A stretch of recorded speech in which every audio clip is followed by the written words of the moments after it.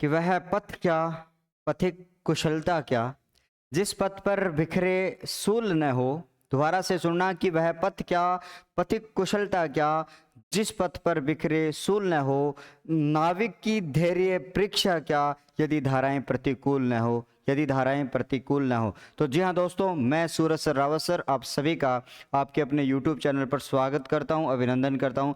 जैसा कि आप सब प्यारे बच्चों ने थंबनेल देखा था कि हम बात करने जा रहे हैं प्यारे विद्यार्थियों कि कौन सी शिफ्ट का जो प्रश्न है वो डिलीट होने की संभावना है। वैसे तो आपकी ऑफिशियल आंसर की आएगी तो पूरी चीज़ें क्लियर हो पाएगी, लेकिन अनुमान के आधार पर मैं आपके सामने रख पा रहा हूँ। और नॉर्मलाइजेशन का वीडियो मैंने बना दिया जिसका लिंक आपको डिस्क्रिप्शन में मिल जाएगा या आई बटन में आपको मिल जाएगा कि कौन सी शिफ्ट का नॉर्मलाइजेशन होगा।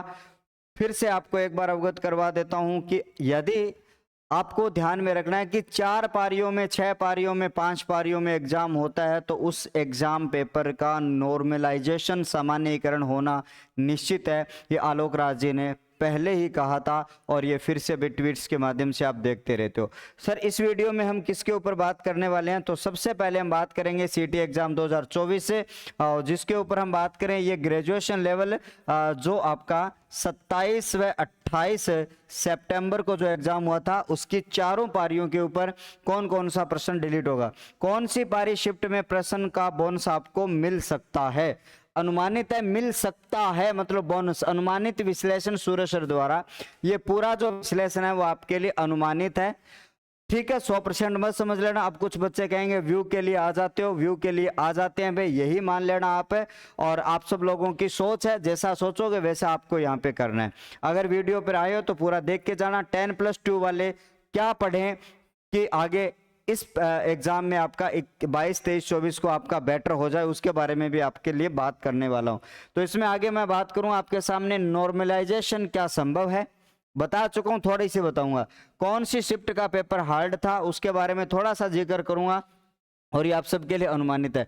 सबसे पहले आपके सामने कौन सी पारी में बोनस मिल सकता है, इस सवाल के ऊपर मैं सबसे पहले आपके लिए जाना चाहूंगा, ठीक है। यहां पर आपके कोई क्वेश्चन जो है, इस वीडियो में मैं आपके कोई भी क्वेश्चन नहीं लूंगा। अगर आपके क्वेश्चन है वो कहां पर डालने हैं मैं आपको वीडियो के लास्ट में बताऊंगा, ठीक है। 27 तारीख की अगर पारी 1 और पारी 2 की अगर मैं बात करूं तो उसमें बता देता हूं। पहली पारी में जहां तक एनालिसिस किया तो उसमें कोई भी प्रश्न जो है वो आपका डिलीट वाला या बोनस वाला नहीं मिला। चारों पारियों की बात करूं जिसमें हिंदी यानी अपनी जो भाषा के जो क्वेश्चन है वो सारे के सारे ऑल राइट क्वेश्चन थे। और अब की बार मैं एग्जामिनर से प्रश्न बनाने वाले से बहुत खुश हुआ क्योंकि उन्होंने पेपर के जो क्वेश्चन जो बनाए थे, चाहे वो भाषा से बनाया, चाहे वो वर्णमाला से, इतने यार बढ़िया क्वेश्चन उन्होंने बनाए, पत्र लेखन से उन्होंने बढ़िया क्वेश्चन बनाए, संधि समाज से बढ़िया क्वेश्चन बनाए। मैं उनकी शैली से अब की बार प्रभावित हुआ और पहली बार ऐसा लगा कि यार प्रश्न जो है वो मतलब डिलीट होने वाले नहीं है। तो 27 तारीख वाले जो एग्जाम जो शिफ्ट है उसमें जो प्रश्न आपका जो है वो डिलीट न होने की संभावना है। उसके बाद में अगर बात करें दूसरी शिफ्ट में एक क्वेश्चन था, जो क्वेश्चन मुझे अभी ध्यान में नहीं रहा कि वो क्वेश्चन कौन सा बोनस का, एक क्वेश्चन यहां पर आपका बोनस जा सकता है, जा सकता है, संभावना यहां पे है, ठीक है। मन्नू ने भी कहा कि मन्नू जा सकता है ना, जा सकता है, मन्नू भी कह रहा है, ठीक है। ये आपका हो गया। उसके बाद में आपके सामने 28 तारीख की अगर मैं बात करूं तो उसमें आपका तीसरी शिफ्ट यानी कि 28 के फर्स्ट शिफ्ट में अगर बात करें, एक कंप्यूटर का जो क्वेश्चन जो है ना वो सही है की जगह नहीं है लिखा गया, इसकी वजह से जो पूरा क्वेश्चन जो है वो गलत हो गया और उसमें 3 विकल्प आपके राइट हो रहे हैं, 1 विकल्प गलत हो रहे हैं। तो देखिए बोर्ड उसको क्या मानता है, क्या डिलीट करता है, बोनस देता है, ये बोर्ड की इच्छा है, स्वेच्छा, ये क्वेश्चन जाने वाला है। अगला क्वेश्चन आपके सामने अपने राहुल बाबा और उसकी टीम ने ये बनाया था कि भैया एक मैथ का क्वेश्चन था और मैथ का क्वेश्चन जो था वो अंग्रेजी जो लैंग्वेज है, अंग्रेजी लैंग्वेज, उसमें तो वो क्वेश्चन सही पूछा गया था, लेकिन उसका हिंदी ट्रांसलेशन करते टाइम उस क्वेश्चन में गड़बड़ी हो गई। और एग्जाम का रूल यही होता है, एग्जाम का रूल यही होता है कि अंग्रेजी की लैंग्वेज सही मानी जाएगी। ये आपके जो सूचनाएं होती है, जो निर्देश होते हैं उसमें स्पष्ट लिखा हुआ होता है। लेकिन फॉर्म जब हिंदी मीडियम में भरवाया गया तो इंग्लिश मीडियम क्यों पढ़ेगा, मुझे अंग्रेजी नहीं आती तो मैं क्यों पढ़ूंगा, तो उस आधार पर वो क्वेश्चन गलत है। अब बोर्ड पर जाता है कि वो इस क्वेश्चन को डिलीट करें या फिर बच्चों के ऊपर भैया बेनिफिट ऑफ डाउट किसके ऊपर जाता है, ये क्वेश्चन डिलीट होने वाला है। तो डिलीट होने वाले प्रश्नों की जो संख्या है वो अब तक अगर बात करी जाए तो 3 प्रश्न, चाहे वो डिलीट करें, ठीक है, चाहे वो क्या करें सर डिलीट करें, चाहे उनको बोनस दे, ठीक है, वो बोल्ड पर डिपेंड करेगा। और उसके बाद में अपने बात करते हैं, ये पहला क्वेश्चन था डिलीट होने वाले, बाकी जब फाइनल आपकी आंसर की आएगी तब आपका क्या होगा यहां पर डिसाइड होगा। मैं फिर से कह रहा हूं हिंदी के जो क्वेश्चन है वो बिल्कुल भी डिलीट होने वाले हैं नहीं, बहुत अच्छे क्वेश्चन थे, लेवल वाले क्वेश्चन थे और उसमें कोई भी खामियां नहीं थी। अब आ जाओ उसके बाद में अपने बात करते हैं प्यारे साथियों आप सबके लिए। दूसरा क्वेश्चन हमारा ये था, उससे पहले हम बात करते हैं कि दूसरा क्वेश्चन ये था कि नॉर्मलाइजेशन यानी कि सामान्यीकरण होगा या नहीं होगा। इसकी पूरी वीडियो ने लास्ट वीडियो जो है वो इसी के ऊपर बनाई हुई है। सामान्यीकरण होगा या नहीं होगा तो आपको मैं बता देता हूं 100% होगा। क्यों होगा सर, आपको क्यों लग रहा है 100% होगा सामान्यीकरण? क्योंकि 4 पारियों में परीक्षा थी और 4 पारियों में परीक्षा थी तो नॉर्मलाइजेशन होना संभव है।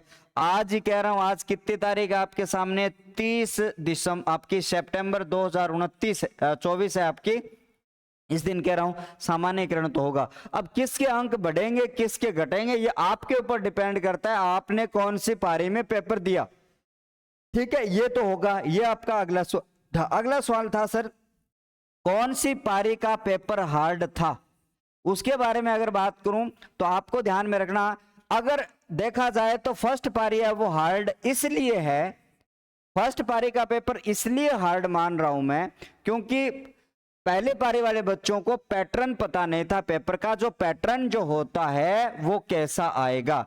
बाकी तीनों पारियों वाले बच्चों को पैटर्न पता चल गया कि जो पेपर का जो पैटर्न होगा वो क्या होगा। बाकी भैया सेकंड पारी वालों को, थर्ड पारी वालों को, फोर्थ वाले पारी को, इनको पेपर का पैटर्न पता चल गया। लेकिन आंकड़ों के हिसाब से देखा गया ये भी पेपर हार्ड बताया गया और चौथी पारी में पेपर जो है वो हार्ड माना गया है विद्यार्थियों के द्वारा, ठीक है, कि ये पेपर हार्ड थे। और बाकी जो बच्चा एग्जाम देता है वो ये कहता है भैया मेरे वाला हार्ड था, उसका तो अब सॉल्यूशन ही क्या है। जिसके भयंकर वाली तैयारी थी वो ये कहता भैया मेरा पेपर तो हार्ड नहीं था। तो ये रही सर आपकी पेपर हार्ड वाली बात। अब आपका क्या रह गया सवाल, देखो अब यहां पर सवाल था कि कौन सी शिफ्ट हार्ड थी, नॉर्मलाइजेशन होगा क्या, और ये आपको मैंने बता दिया। अब आ जाओ आपके सामने सर 10+2 वाले जो सीटी वाले जो बच्चे हैं वो जो है वो कौन सी पारी के अंदर आपका जो है कैसा पेपर आएगा, 6 पारियों में एग्जाम होगा। तो उसके साथ साथ में हम यहां पर बात करें कि भाई साहब आपके लिए बेस्ट बुक क्या रहने वाली है सीटी 10+2 की, कैसे हम तैयारी करें। तो देखो हिंदी में आपको करवा दूंगा, हिंदी में आपको करवा दूंगा, चाहे मैं मैराथन लूं 12 घंटे की, चाहे मैं मैराथन लूं 12 घंटे की, चाहे मैं एक 1 आवर्स के सेशन लूं, वो मैं देखता हूं मेरे टाइम की उपलब्धता के आधार पर मैं या तो 12-12 घंटे की मैराथन लूंगा या 6-6 घंटे की मैराथन लूंगा या 1-2 मैराथन लूंगा। उसी क्लासेस को आपको बारी बारी से देखना है, उससे बाहर कुछ नहीं होगा। मैं सिलेक्टेड क्वेश्चन आपके लिए बनाऊंगा, इस पैटर्न पर बनाऊंगा जो 10+ ग्रेजुएशन लेवल में आपके पूछे गए थे, ठीक है, ये जिम्मेदारी। उसके बाद में हमारी बेस्ट बुक मॉडल पेपर वाली बेस्ट बुक आई हुई है, उस मॉडल पेपर को आप खरीद सकते हो, केवल 135 की है। सर यही बुक क्यों खरीदे जो आप बता रहे हो, इसलिए खरीदनी है, ग्रेजुएशन वाली जो बुक है उस बुक का रिव्यू एक वीडियो में डालूंगा, उनके रिव्यू का जो एक वीडियो है ना मैं इसी चैनल पर डालने वाला हूं कि उस बुक में से कितने प्रश्न आए हैं। आज रात को या कल मैं उसका वीडियो डाल दूंगा आपके लिए और उसके लिए कितने क्वेश्चन है वो देख लेना, फिर ऑर्डर कर देना ये वाली बुक। सर यहां पर ऑर्डर कहां से करूं तो आपको मैं बता देता हूं। बुक को ऑर्डर करने के लिए आपको करना क्या होगा, आपको ये करना होगा प्यारे बच्चों, आपको मेरे जो मोबाइल नंबर है इसके ऊपर आपको मैसेज करना है, ठीक है। किसके लिए मैसेज करना है आपको, ये अपने सूरज सर के हेल्पलाइन नंबर है, ठीक है। कॉल न करके आपको क्या करना है, ज्यादातर आप टेक्स्ट मैसेज व्हाट्सएप के माध्यम से आप कर सकते हो, ठीक है। उस पर आपको एक तो आपका एड्रेस जो है वो आपको भेजना है, क्या करना है प्यारे साथियों, आपको एड्रेस भेजना है ताकि आपको बुक आपके होम पर आपके घर पर डिलीवर कर दी जाए, ठीक है। फिर भी अगर आपको नॉर्मलाइजेशन प्रक्रिया के बारे में जानना है कितने क्या होंगे, तो भी आप उसके ऊपर मैसेज करके आप अपना नाम लिखोगे, आप अपना डिस्ट्रिक्ट लिखोगे, कौन सी पारी में आपने पेपर दिया, ये सारी जानकारी आप लिख के मुझे मैसेज करोगे तो मैं आपको उससे आत्मसंतुष्टि तक ले जाने की मैं कोशिश करूंगा। और हमेशा से हमने बच्चों का सहयोग किया है। बच्चे कुछ ऐसे लोग होते हैं जो सर व्यू के लिए आ जाते हैं, ये कर लेते हैं, वो कर लेते हैं, व्यू कितने का आते हैं चैनल पर जाके देख लो, लेकिन फिर भी हम आपके साथ में खड़े रहते हैं। व्यू से ज्यादा मैं आपको बताऊं ना, बच्चे ये सोचते हैं व्यू से ज्यादा बच्चों के इन नंबरों के ऊपर मैसेज आ जाते हैं जिन मैं सॉल्यूशन खुद करता हूं, कोई टीम नहीं करती है। बीएसटीसी की बात करूं, पीटीटी की बात करूं या फिर किसी भी एग्जाम की बात करूं तो हमने बहुत सारे बच्चों की हेल्प की है, फॉर्म भरने तक लेकर ओटीआर सेट करवाने के लिए, ओटीआर में क्या मैं भरूं, फॉर्म के ऊपर फॉर्म में क्या भरूं, ये सारी जानकारी के लिए हमने बच्चों की हेल्प करी है।